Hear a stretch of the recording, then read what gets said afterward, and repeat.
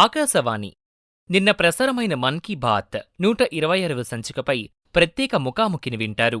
అతిథి శ్రీ పివిఎస్ రామకృష్ణారెడ్డి గారు, retired assistant commissioner, state taxes. పరిచయకర్త రావుల సాయి గిరీష్.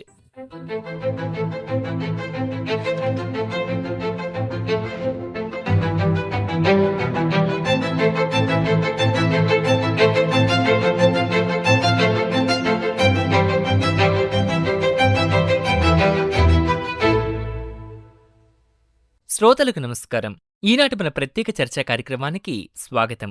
మన ప్రధానమంత్రి గౌరవనీయులు శ్రీ నరేంద్ర మోదీ గారు ప్రతి నెల చివరి ఆదివారం తన ఆలోచనలను దేశ ప్రజలతో పంచుకుంటూ వస్తున్న ప్రేరణాత్మక కార్యక్రమం మన్ కీ బాత్. నిన్న ప్రసారమైన ఈ కార్యక్రమం యొక్క 126వ సంచికలో ప్రధాని పలు అంశాలను ప్రస్తావించారు. ఈ అంశాలపై సమగ్రంగా చర్చించడానికి, విశ్లేషణ అందించడానికి ఈరోజు మనతో పాటు ఉన్నారు శ్రీ పివిఎస్ రామకృష్ణారెడ్డి గారు, retired assistant commissioner, state taxes నుంచి. సార్తో మనం మాట్లాడి పూర్తి వివరాలను విందాం.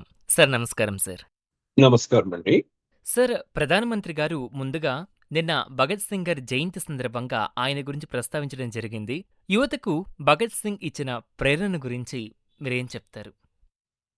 సో ఈ భగత్ సింగ్ చాలా పేరెన్నికగన్నటువంటి ఫ్రీడమ్ ఫైటర్. ఈయనని భారత స్వాతంత్ర ఉద్యమములో 1922 నుండి 29 మధ్య కాలంలో ఈయన ఒక రెవల్యూషనరీ ఫ్రీడమ్ ఫైటర్ గా మనందరికీ సుపరిచితుడు. ఈయన 1907 సెప్టెంబర్ 27వ తారీఖున బంగా అనే గ్రామము లయల్పూర్ జిల్లాలో ప్రస్తుతం ఉన్న పంజాబ్, ఈ ప్రస్తుత పంజాబ్ పాకిస్తాన్ లో ఉంది, అక్కడ జన్మించారు. ఈయన తండ్రి మరియు అంకుల్ కూడా భారత స్వాతంత్ర ఉద్యమంలో విశేషంగా పాల్గొన్నారు. ఈయన తండ్రి కాంగ్రెస్ వాది, మామ అజిత్ సింగ్ ప్రత్యేకమైనటువంటి రెవల్యూషనరీ ఫ్రీడమ్ ఫైటర్. వారి యొక్క సహచర్యం వలన చిన్నప్పటి నుండే స్వాతంత్రం పట్ల, స్వాతంత్ర ఉద్యమం పట్ల ఆకర్షితుడై ఈ డిఏవి కాలేజీలో చదువుతూ అక్కడి నుండి మహాత్మా గాంధీ ప్రవేశపెట్టిన నాన్ కోఆపరేషన్ ఉద్యమం పట్ల ఆకర్షితుడై ఉద్యమంలో పాల్గొన్నాడు. కానీ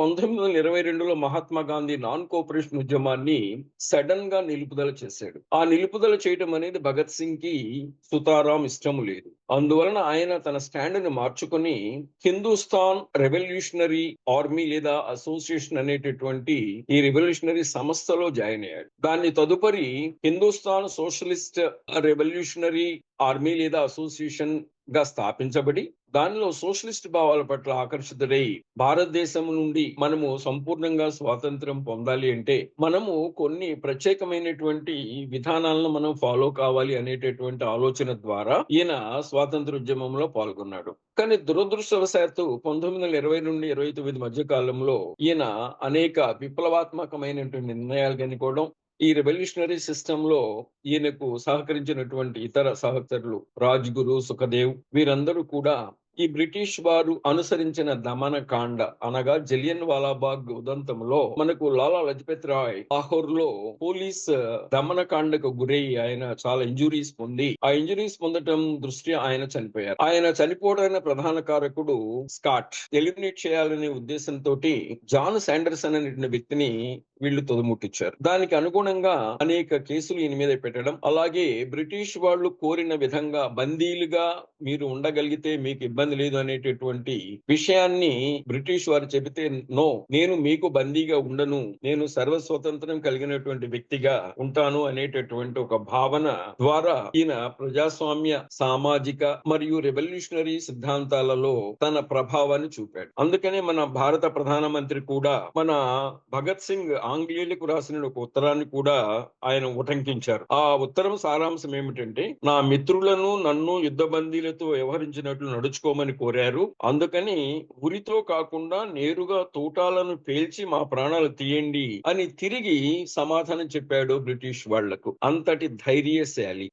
ఆ విధంగా తన యొక్క మనోభావాలను బ్రిటిష్ వారికి తెలియపరచడం, ఆ విధంగా లాహోర్, ఆ తదుపరి అనంతరము ఏప్రిల్ 8, 1929న సెంట్రల్ లెజిస్లేటివ్ కాన్స్టిట్యూట్ అసెంబ్లీలో బాంబు పేల్చడం, దాని దృష్ట్యా ఈయనని మార్చి 23, 1931 ఆల్మోస్ట్ లాహోర్ జైల్లో హ్యాంగ్ చేయడం జరిగింది. స్వాతంత్ర్య కాలంలో భారతీయులకు అందరికీ, భారతీయ యువతకు, భారతీయ స్వాతంత్ర ఉద్యమకారులకు ఇచ్చినటువంటి ఒక ప్రత్యేకమైనటువంటి స్లోగన్ ఏమిటంటే ఇంక్విలాబ్ జిందాబాద్ అనేటటువంటి ఒక స్లోగన్ ప్రతి భారత స్వాతంత్ర సమరయోధులకు అది ఒక ప్రామాణికంగా మారింది. ఈయన ప్రధానంగా సోషలిస్ట్ ఉద్యమాన్ని నెలకొల్పడం, క్యాస్టిజం పట్ల, అలాగే మతం పట్ల, అలాగే ట్రెడిషన్స్ అన్నిటిని కూడా తిరస్కరిస్తూ యువత ధైర్యంతో తమ అభిప్రాయాలను ముందుగా చెప్పడం కోసం ఆయన అనేక సంస్థలను కూడా స్థాపించాడు. ఆ సంస్థ ప్రధానంగా ఏమిటాయంటే సోషలిస్ట్ యూత్ ఆర్గనైజేషన్ స్థాపించాడు. దీన్ని నౌ జహాన్ భారత్ సభగా ప్రారంభం చేసి ఈ సోషలిస్ట్ భావాలను ప్రజలకు అందించడానికి ప్రయత్నం చేశాడు. సార్, అదేవిధంగా లతా మంగేష్కర్ గారి జయంతి సందర్భంగా కూడా ఆమె సంగీత సేవలను ప్రధాని గుర్తు చేయడం జరిగింది. భారతీయ సంస్కృతిలో ఆమె పాటలకు ఉన్న స్థానం గురించి మీరేం చెప్తారు? ఈ లతా మంగేష్కర్ గారు సెప్టెంబర్ 28, 1929 ఇండోర్ లో జన్మించారు. నా తండ్రి దీనానాథ్ మంగేష్కర్. ఈ లతా మంగేష్కర్ కి చిన్న వయసు నుండి 5వ సంవత్సరం నుంచే సంగీతం పట్ల ఈమెకి చాలా ఇంట్రెస్ట్ ఉన్నది. 13వ ఏట ఆమె బాలీవుడ్ సినిమాలకు పాటలు పాడటం ప్రారంభం చేసింది. ఆ రకంగా ఇప్పటి వరకు దాదాపు ఆమె చనిపోయేటంత వరకు కూడా దాదాపు 1000 సినిమాలలో 50,000 పాటలు పైగా పాడి భారతీయ సంగీతాన్ని ఎల్లలు లేకుండా ప్రపంచం అంతటా చాటి చెప్పడానికి ఆమె ఒక ప్లే బ్యాక్ సింగర్ గా ఎంతో కృషి చేశారు. ఆమె కృషికి గుర్తింపుగా భారత ప్రభుత్వము అనేక రకాలైనటువంటి అవార్డులు ఆమెకి ఇవ్వబడ్డాయి. సో ప్రధానంగా 1969లో పద్మభూషణ్ అవార్డు, 1989లో దాదాసాహెబ్ ఫాల్కే అవార్డు, 1999లో పద్మ విభూషణ్ అవార్డు, 2001లో అత్యున్నత పురస్కారమైన భారతరత్న, అలాగే 3 నేషనల్ ఫిల్మ్ఫేర్ అవార్డ్స్ మరియు 1999లో ఆమె సేవలకు గాను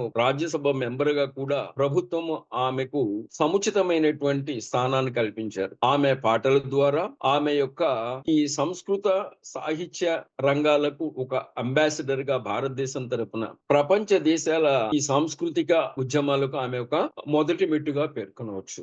ఇది లతా మంగేష్కర్ గారి గురించి మనము చెప్పుకోవాల్సినటువంటి చిన్న అంశం. సార్, నరేంద్ర మోదీ గారు ఈ నవరాత్రుల సందర్భంలో నారీ శక్తి ప్రస్తావన చేస్తూ భారత నావికాదళానికి చెందిన lieutenant commander Dilna, lieutenant commander Roopa చేసిన సాహస యాత్రను వివరించారు. సముద్రంలో 238 రోజులు కేవలం 2 మహిళా అధికారులు చేసిన ఈ నావికా సాగర్ ప్రదక్షిణం యాత్ర గురించి మీరేమంటారు? భారత మహిళలకు ఇది ఎలాంటి ప్రేరణనిచ్చే సంఘటనగా మీరు భావిస్తూ ఉన్నారు? గుడ్ క్వశ్చన్ అండి. మన ప్రధానమంత్రి గారు ఎప్పుడు కూడా భారతీయ మహిళా శక్తిని, భారతీయులకు కావలసినటువంటి విమెన్ ఎంపవర్మెంట్ ని ఆయన ఎప్పుడూ ప్రస్తావిస్తూ ఉంటారు. ఏ ప్రోగ్రామ్ పెట్టినా లేదా ఏ విషయం తీసుకున్నా, ఏ విధానాన్ని నిర్ణయించినా మొదటి స్థానము మహిళలకు ఇస్తూ అనేక కార్యక్రమాలు, అనేక పథకాలు, అనేక ప్రోగ్రామ్స్ ని డివైస్ చేశారు. మనకి లక్కీగా మనం ఈ మంత్ లోనే నవరాత్రులు మొట్టమొదటిసారిగా 11 సంవత్సరాల తర్వాత 11 రోజులు నవరాత్రులు జరుపుకునేటటువంటి భాగ్యం మనందరికీ కలిగింది. ఈ నవరాత్రుల ప్రధాన ఉద్దేశం ఏమిటంటే స్త్రీ శక్తి. సో అమ్మవారు స్త్రీ శక్తి రూపంలో మన భారతీయ మహిళలకందరికీ కూడా ఎంతో శక్తిని, ఎంతో ధైర్యాన్ని, ఎంతో మనకు కావలసినటువంటి సంకల్ప శక్తిని ప్రసాదం చేస్తుంది ఈ నవరాత్రుల కాలంలో. దీనికి అనుగుణంగా 2 కల్నల్స్ దిల్నా, రూపలు ఇద్దరు కూడా చాలా పిన్న వయసులో, ఒకరేమో 2014లో నేవీలో చేరారు, మరొకరేమో 2017లో నేవీలో చేరి 4 సంవత్సరాల కాలం పాటు భారత నావల్ వ్యవస్థలు ప్రవేశపెట్టినటువంటి అనేక శిక్షణలను కంప్లీట్ చేసుకుని మొత్తము ప్రపంచం చుట్టూ తిరిగి రావడానికి ఒక నిర్ణయం తీసుకుని వారు INS వి తరిణి అనేటటువంటి ఒక బోట్ లో అక్టోబర్ 2, 2024 గోవా నుండి బయలుదేరి మే 29, 2025 తిరిగి వచ్చారు భారతదేశానికి. అంటే దాదాపు 238 రోజులు 2 మహిళలు అంత కంప్లీట్ సముద్రయానం కంప్లీట్ చేసి ఎలాంటి ఇబ్బందులు పడకుండా, ఆరోగ్యము చెడిపోకుండా తిరిగి మరలా భారతదేశానికి రావడం అనేది చాలా గొప్ప సాహసోపేతమైనటువంటి కార్యక్రమంగా పేర్కొనొచ్చు. ఇదే నారీ శక్తి అంటే. అంటే ఇద్దరు కలిసి మనకిచ్చిన సందేశం ఏమిటంటే, మన మనసులో సంకల్పము గట్టిగా ఉండి, కృషి చేస్తే సాధించలేనిది ఏమీ లేదు అనేటటువంటి భావన వారు వ్యక్తీకరించారు. ఇందులో అతి పెద్ద ప్రధానమైనది ఏమిటంటే, వారు చెప్పినటువంటి దాని ప్రకారము వారు పాయింట్ నెమో దగ్గర మన భారతీయ జెండాను ఆవిష్కరించారు. ఈ పాయింట్ నెమో ఎక్కడుందయ్యా అంటే, సౌత్ పసిఫిక్ ఓషన్ లో దాదాపు భూమికి 2800 కిలోమీటర్ల దూరంలో ఉంది. ఇక్కడకు మానవులు ఎవరూ సాహసించి వెళ్ళలేరు. దానికి నియర్ బై ఐలాండ్స్ కొన్ని ఉన్నాయి. అంతేకాని మనుషులు సాధారణంగా మిగిలిన మన ఇండియన్ ఓషన్ లో గాని, బే ఆఫ్ బెంగాల్ లో గాని, అరేబియన్ సీ లో గాని మనము ట్రావెల్ చేసే విధానం కాదు. అలా కాకుండా అలాంటి ప్రాంతానికి చేరి అక్కడ భారతీయ జెండాను ఎగురవేసి మొత్తము సముద్రాలన్నింటినీ కూడా 47,500 కిలోమీటర్లు ప్రయాణం చేసి సురక్షితంగా భారతదేశానికి తిరిగి వచ్చారంటే వారికి ఉన్నటువంటి శక్తి, సంకల్పము, సామర్థ్యము, వారికి ఉన్నటువంటి సైంటిఫిక్ నాలెడ్జ్, తమను తాము ఏ విధంగా కాపాడుకోవాలి. సో అనేక రకాల మైనస్ డిగ్రీస్ లో కూడా వాళ్ళు ప్రయాణం చేశారు. వాళ్ళ ఆ ఐఎన్ఎస్వి కేవలము తరిణి అనేటటువంటి 17 ఫీట్ ఉన్నటువంటి ఒక బోట్. సో సముద్రంలో అలలకు తట్టుకొని, వాతావరణానికి తట్టుకొని, తుఫాన్లకు తట్టుకొని వారు ఆ సాహసయాత్ర చేశారంటే ప్రపంచం అంతా గర్వించదగినటువంటి మన భారతీయ మహిళలుగా మనం గుర్తించవచ్చు. అందువలన వారి సాహస చర్యలు భారతదేశంలో ఉన్నటువంటి నారీమణులకు ఒక సంకల్ప బలము, ఒక మనోధైర్యము, ఏదైనా మనము ప్రారంభం చేసి మనసా వాచ కర్మణ చేయగలిగాము అంటే మనము చేయగలము, సాధించగలము అనేటటువంటి ఒక స్ఫూర్తిని మన భారతీయ మహిళల్లో నింపారు అనడంలో సందేహం లేదండి. ఇది దీనికి సంబంధించినటువంటి అంశం. ప్రధానమంత్రి గారు ఛట్ పూజను కూడా ప్రస్తావించడం జరిగింది నిన్నటి మన్ కీ బాత్లో. దీన్ని యునెస్కో ఇంటాంజిబుల్ కల్చరల్ హెరిటేజ్ జాబితాలో చేర్చడానికి భారత ప్రభుత్వం ప్రయత్నాలు చేస్తుందని చెప్పారు. సార్, మరి ఛట్ పూజ యునెస్కో జాబితాలో చేరితే భారతీయ సంస్కృతి ప్రపంచ స్థాయిలో ఎలా మరింత గుర్తింపు పొందుతుందంటారు? యాక్చువల్‌గా ఈ ఛట్ పూజ అనేటటువంటిది దీపావళి అనంతరం వచ్చేటటువంటి ఒక కార్యక్రమం. ఇది ప్రధానంగా మనకు బీహార్, ఢిల్లీ, జార్ఖండ్, యూపీ అలాగే మన నేషనల్ క్యాపిటల్ ప్రాంతాలలో జరుపుకునేటటువంటి ఒక పండుగ. ఇది యాక్చువల్ గా 4 రోజుల పండుగండి. ఇది యాక్చువల్ గా సూర్యుడు యొక్క సిస్టర్, ఆమె యొక్క వేలర్ కి అలాగే సూర్యుని యొక్క శక్తికి దీన్ని కొలిచేటటువంటి ఒక పూజగా మనం చెప్పుకోవచ్చు. సో ఇందులో ప్రధానమైనది ఏమిటంటే 4 రోజుల పూజ. డే 1 మొదటి రోజున సో నహే కహే అనేటటువంటి ఒక పూజ చేస్తారు. దీని ప్రధాన ఉద్దేశం ఏమిటంటే ఈ భక్తులందరూ కూడా హోలీ బాత్ చేస్తారు. పుణ్య స్నానాలు చేసి నదుల్లో దీన్ని ప్రారంభం చేస్తారు. రెండవ రోజున ఇది ఫాస్టింగ్ డే. ఈ రోజున అందరూ కూడా ఉపవాసాలు ఉంటారు. ఈవినింగ్ ప్రొద్దు కూకిన తర్వాత జాగరితో చేసినటువంటి స్పెషల్ కీర్ ని భుజిస్తారు. ఇక మూడవ రోజు ఇది మెయిన్ డే, ప్రధానమైనటువంటి పండుగ రోజు. ఈ రోజున సూర్యుడు అస్తమించే సూర్యుడిని పూజ చేస్తారు బాగా. అక్కడి నుండి తెల్లవారు 4వ రోజున మరలా సూర్యుడు ఉదయించే వరకు కూడా ఈ సూర్యుడిని ఆరాధిస్తూ తమ తమ భక్తిని చాటుకుంటారు. ఈ రకంగా 4 రోజులు చేసేటటువంటి పూజ చాలా విశేషమైనటువంటి పూజగా గుర్తింపు పొందింది ఉత్తర భారతదేశంలో. దీనిని మన ప్రధానమంత్రి గారు చాలా ఉత్సాహంతో నిర్వహించి యునెస్కో ఇచ్చినటువంటి 46 సైట్స్ ని మన భారతదేశంలో ఉన్న వాటిని గుర్తించింది ఇప్పటి వరకు. సాంస్కృతిక పరంగా కానివ్వండి, సైట్ పరంగా కానివ్వండి, లిటరరీ పరంగా కానివ్వండి, ఏ పరంగా కానివ్వండి. ఇప్పుడు ఫెస్టివల్స్ లో కూడా దీనిని ఛట్ ఫెస్టివల్ ని యునెస్కో వారు గుర్తించే విధంగా భారత ప్రభుత్వము అనేక చర్యలు చేపట్టింది. ఈ చర్యల్లో అంతర్భాగమే ప్రధానమంత్రి గారు ఛట్ పూజను గురించి మనకు వివరించారు. సార్, నరేంద్ర మోదీ గారైతే కనుక గాంధీ జయంతి సందర్భంగా ఖాదీకి సంబంధించి అదేవిధంగా స్వదేశీ వస్తువుల ప్రాముఖ్యతను కూడా గుర్తు చేశారు. దీనికి సంబంధించిన వివరాలు ఒకసారి తెలియపరుస్తారా? స్వదేశీ ఉద్యమం, ఈ స్వదేశీ మూవ్మెంట్ అనేటటువంటిది భారతదేశంలో మనకు ఎంఎస్ఎంఈ సెక్టర్, గ్రామీణ ప్రాంతము, మండల ప్రాంతాల్లో ఉన్నటువంటి ఉద్యోగిత, ఉపాధి అలాగే మ్యానుఫ్యాక్చరింగ్ యూనిట్స్ ని మనము అభివృద్ధి పరిచి సో జీడిపిలో అంతర్భాగంగా గ్రామీణ ఆర్థిక వ్యవస్థను అనుసంధానం చేయటమే దీని ప్రధాన ఉద్దేశం. దీనికి అనుగుణంగా చిన్న చిన్న వ్యాపారస్తులు అలాగే స్మాల్ ట్రేడర్స్ అందరూ కూడా మన భారతీయ వస్తువుల్ని, ఉత్పత్తి అయిన భారతీయ వస్తువుల్ని వారి వారి ఆర్గనైజేషన్స్, షాప్స్ లో పెట్టినప్పుడు భారతీయులందరూ కూడా విదేశీ వస్తువుల పట్ల ఆకర్షణ తగ్గించి స్వదేశీ వస్తువుల పట్ల ఆకర్షణ పెంచి ఈ స్వదేశీ వస్తువులు గాని ఎప్పుడైతే మనము పర్చేజ్ చేస్తామో కన్స్యూమర్ అవేర్నెస్ ప్రోగ్రామ్ కింద మనం దీన్ని చూడొచ్చు. ఆ విధంగా మనము మన ఉత్పత్తిదారులను, మన భారతీయ ఉత్పత్తిదారులను సపోర్ట్ చేయటమే కాకుండా అలాగే సేల్స్ ని పెంచటము, సో అలాగే మనకున్నటువంటి పర్చేసింగ్ పవర్ ని పెంచటము, దేశానికి కావలసినటువంటి పన్నుల వ్యవస్థను స్థిరీకరణ చేయడానికి ఈ GST 2O చాలా ఉపయోగకరంగా ఉంటుంది. దీనిని ఈ స్వదేశీ ఉద్యమంతో లింకప్ చేయడం అనేది మన ప్రధానమంత్రి గారు మరియు మన ఆర్థిక మంత్రి గారి యొక్క ప్రధాన లక్ష్యంగా మనం చెప్పవచ్చు. నిన్నటి మన్ కీ బాత్ కార్యక్రమంలో ప్రధాని మాట్లాడుతూ విజయదశమి రోజున స్థాపించబడిన రాష్ట్రీయ స్వయం సేవక్ RSS ఈ ఏడాది శతాబ్ది సంబరాలను జరుపుకుంటుందని తెలిపారు. సో దేశ సేవ, త్యాగం, క్రమశిక్షణ అనే మూల విలువలతో పనిచేస్తున్న ఈ సంస్థ పాత్రను మీరు ఎలా వివరిస్తారు?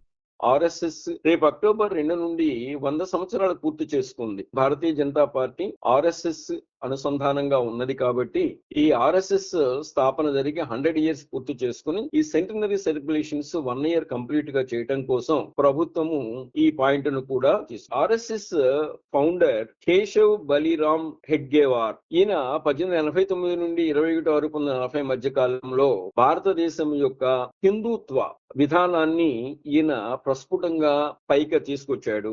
అలాగే మనకు స్వాతంత్రోద్యమము మంచి మూవ్మెంట్ లో ఉన్నప్పుడు అంటే 1925 Mahatma Gandhi national movement, Khilafat movement, అలాగే స్వరాజ్య పార్టీ స్థాపించి ఉద్యమాన్ని గాంధీయన్ ఇరాలో తీసుకెళ్లే సందర్భంలో ఈయన హెడ్గేవార్ ఆయన హిందుత్వ పారామిలిటరీ ఆర్గనైజేషన్ అనేటటువంటి దాన్ని స్థాపించారు. దీని ద్వారా ఇది ఒక రైట్ వింగ్ ఉద్యమం. ఈ ఉద్యమంలో ప్రధానంగా భారతీయతను వీరు ప్రస్ఫుటంగా ప్రచారం చేయడం ద్వారా దీన్ని అభివృద్ధిలోకి తీసుకొచ్చారు. దీనికి RSS గురూజీ అనేటటువంటి గొప్ప ఆయన మరొక ఆయన ఉన్నారు. ఆయనే మాధవ్ సదాశివరావు గోల్వాల్కర్. ఈయన RSS గురూజీగా మనం పేర్కొనవచ్చు. ఈయన యొక్క కంట్రిబ్యూషన్ RSS డెవలప్మెంట్ కి ఎంతగానో ఉపయోగపడిందని చెప్పవచ్చు. ఆ నేతృత్వంలో మనకు ఇప్పుడు మోహన్ సింగ్ భగత్ గారు వీళ్ళందరూ కూడా RSS ని ప్రధానంగా భారతీయత, హిందుత్వ ఎజెండా, భారతీయ సంస్కృతి, భారతీయ సేవలు, భారతీయ పండుగ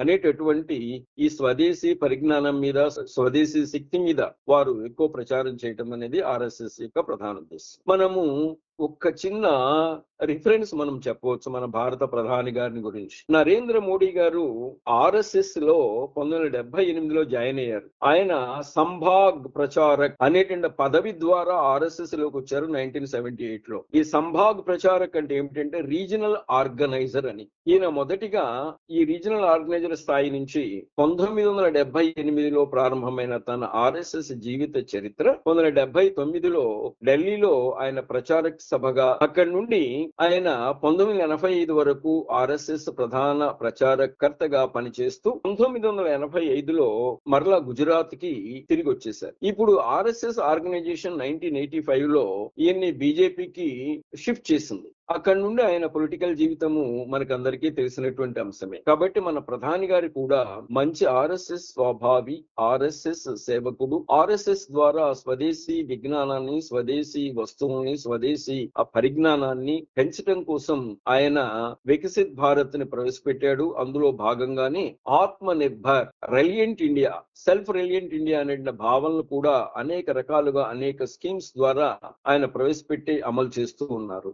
వాల్మీకి మహర్షి రామాయణం ద్వారా భారతీయ సంస్కృతికి చిరస్థాయి ఆధారాన్ని అందించడం జరిగింది కదా సార్. సో దీని గురించి కూడా మనకి ప్రధాని గారు ప్రస్తావించడం జరిగింది. సో ఆయన యొక్క రచనలోని శ్రీరాముడి విలువలు, సేవ, సామరస్యత, కరుణ నేటి సమాజానికి ఎలాంటి సందేశాన్ని ఇస్తున్నాయంటారు?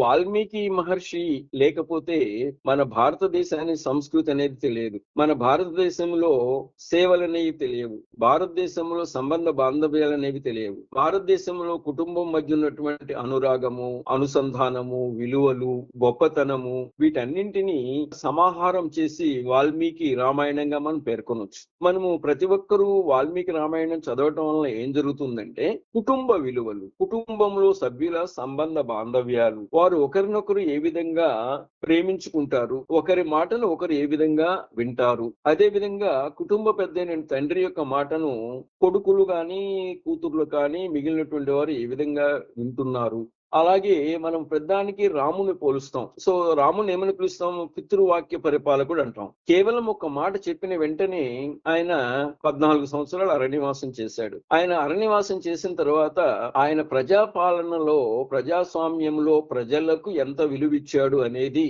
మహాసాధ్వి సీతను అరణ్యాలకు పంపించడంతో మన అందరికీ తెలుస్తుంది. సో ఎందుకు తెలుస్తుంది? ప్రజలు ఏదైనా అనుమానం ఇచ్చినప్పుడు లేదా అనుమానపడినప్పుడు రాజు అనే వ్యక్తి ప్రజలకు ఆయన వాళ్ళ అనుభవాలకు, వారి యొక్క మాటలకు అత్యంత విలువ ఇవ్వాలి. కాబట్టి యథా రాజా తథా ప్రజ అనేది యద్భావం తద్భవతి అని ఎందుకు ఇవన్నీ కూడా మనకి సూత్రాలు పెట్టారంటే, మన భారత రామాయణం నుంచి మన సంస్కృతి, మన లిటరేచర్, మన విలువలు, మన జీవితానికి సంబంధించిన ప్రతి విలువ రామాయణం ద్వారా మనం నేర్చుకోవాల్సిన అవసరం ఉంటుంది. అందుకనే మనము శ్రీరామనవమి చేస్తాం. అలాగే ఈ దసరా, యాక్చువల్ గా దసరా అనేటువంటిది రకరకాలుగా మనం చెప్పవచ్చు. సో దశకంఠ రాముడు సంహరించడం వలన రామలీలా మైదానంలో మనకి దశకంఠ సంహారం జరుగుతూ ఉంటుంది. వీటి అన్నింటి సమాహారమే భారతీయ విలువల విధానము. రామాయణ కాలము, మహాభారత కాలము ఈ రెండు కూడా మన భారతీయ సమాజానికి అత్యంత అవసరమైనటువంటి అంశాలు ప్రస్తుత తరుణంలో. ఎందుకంటే ప్రస్తుతము యువత కుటుంబ విలువల పట్ల, సమాజ విలువల పట్ల, పరిపాలనా విలువల పట్ల, పాలకుల పట్ల ఏ విధమైనటువంటి బాధ్యతను వారు సంపూర్ణంగా నిర్వర్తించలేకపోతున్నారు అని మాత్రం గట్టిగా చెప్పవచ్చు. అందువల్ల మన ప్రభుత్వము ఈ రామాయణ మహాభారతాలు ప్రవచించినటువంటి కొన్ని నియమాలను, కొన్ని సూత్రాలను, కొన్ని రకాల విలువలను మనము గాని నేర్పనట్లయితే ఆంధ్రాను భారతదేశంలో జాయింట్ ఫ్యామిలీ సిస్టమ్, ఉమ్మడి కుటుంబం అంతా కూడా మృగ్యమైపోతూ న్యూక్లియస్ ఫ్యామిలీ స్టార్ట్ అయింది. సో ఇంటి దగ్గర పెద్దవాళ్ళు ఎవరు ఉండరు, తాతయ్య, నాయనమ్మ, పెద్దవారు ఎవరు ఉండరు. పుట్టిన పిల్లలకి సరైనటువంటి పరిజ్ఞానం చెప్పేటటువంటి అంశాలు కూడా రోజు రోజుకి తగ్గిపోతున్న ఈ సందర్భంలో మన రామాయణ భారతాల యొక్క విలువలను మన పిల్లలకు చెప్పినట్లయితే రాబోయే రోజుల్లో దేశ స్థితిగతులు, సంస్కృతి, వారసత్వము, మన పండుగలు, మన యొక్క వ్యవస్థ ఇవన్నీ కూడా స్థిరంగా ఉండటానికి ఎక్కువ అవకాశం ఉంటుందండి. అందువల్ల మన ప్రధానమంత్రి గారు రామాయణం గురించి, అలాగే బాలరామాయణం గురించి ఇటీవల కాలంలో అయోధ్యలో రామమందిర నిర్మాణం సమయంలో ఆయన చేసినటువంటి కార్యక్రమాలు ఇవన్నీ కూడా దేశ ప్రజలకు చాలా అత్యంత విలువైనవిగా మనం పేర్కొనవచ్చు. ఈసారి పండుగల సందర్భంగా జీఎస్టీ పొదుపు ఉత్సవం కూడా జరుగుతోందని, స్వదేశీ వస్తువులను కొనడం ద్వారా పండుగలు ఆనందంగా మాత్రమే కాకుండా స్థానిక కళాకారులు, చిన్న పరిశ్రమలు, మహిళా స్వయం సహాయక సంఘాలకు నేరుగా లాభం చేకూరుతుందని నరేంద్ర మోదీ గారు పేర్కొన్నారు. ఈ తరుణంలో వోకల్ ఫర్ లోకల్ అనే ఈ ఆలోచన ప్రజల దైనందిన జీవితంలో ఎలా మార్పు తీసుకురాగలదంటారు? ఈ వోకల్ ఫర్ లోకల్ అనేటటువంటిది ఒక స్లోగన్. ఈ స్లోగన్ లో ప్రధానంగా ఏమిటంటే, ఇందాక మనం స్వదేశీ మూవ్మెంట్ లో చెప్పుకున్న విధంగా మనము పొదుపు ఉత్సవాన్ని ప్రారంభం చేయాలి. పొదుపు ఉత్సవం ఎప్పుడు వస్తుంది?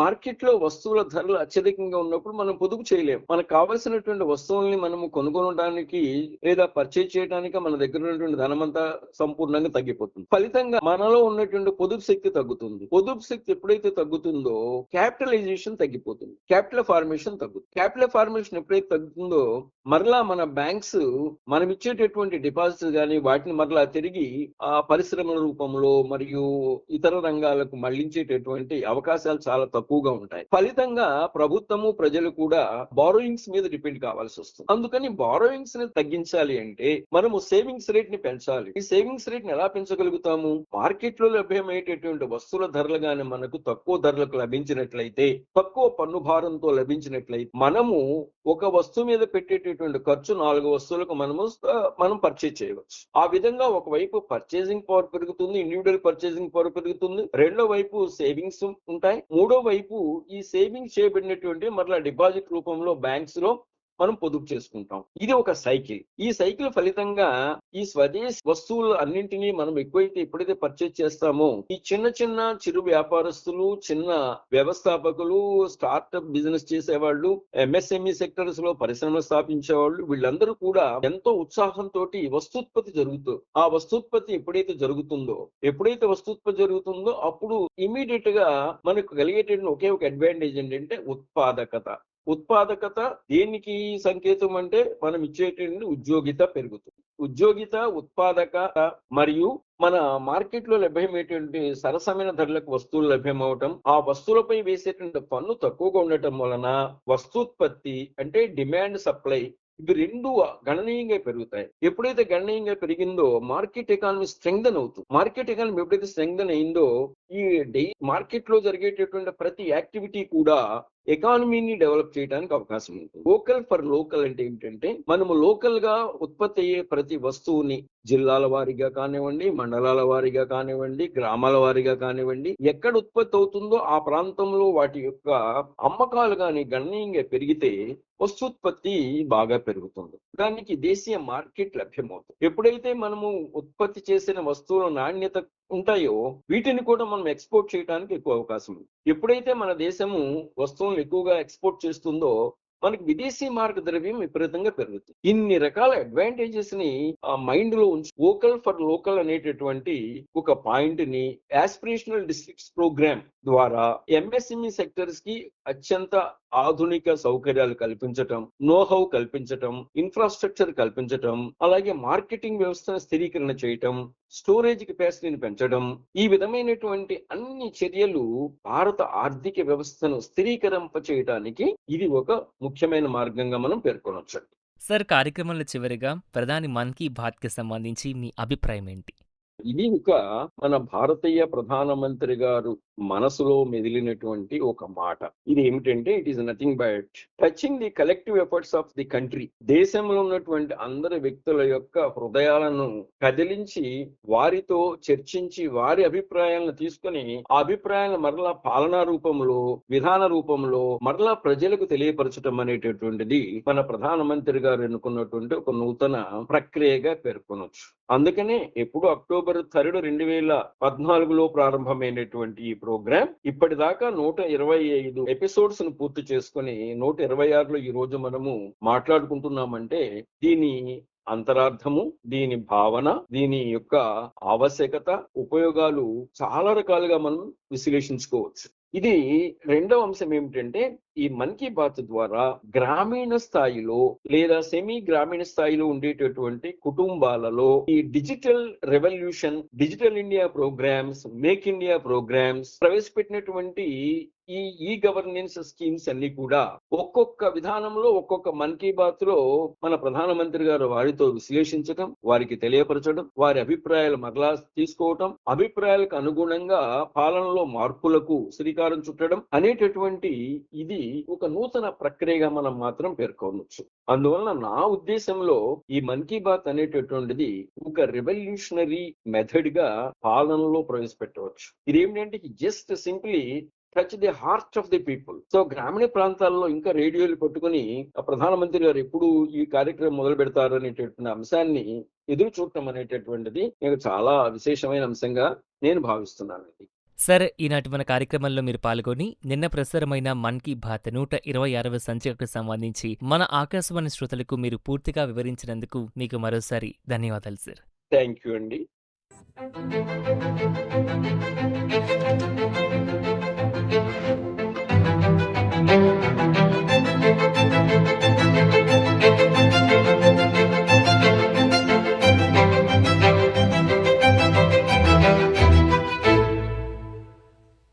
ఇంతవరకు నిన్న ప్రసారమైన మన్ కీ బాత్ 126వ సంచికపై ప్రత్యేక ముఖాముఖిని విన్నారు. అతిథి శ్రీ పివిఎస్ రామకృష్ణారెడ్డి గారు, retired assistant commissioner, state taxes. పరిచయకర్త రావుల సాయి గిరీష్. ఈ కార్యక్రమం ప్రాంతీయ వార్తా విభాగం, ఆకాశవాణి విజయవాడ కేంద్ర సమర్పణ.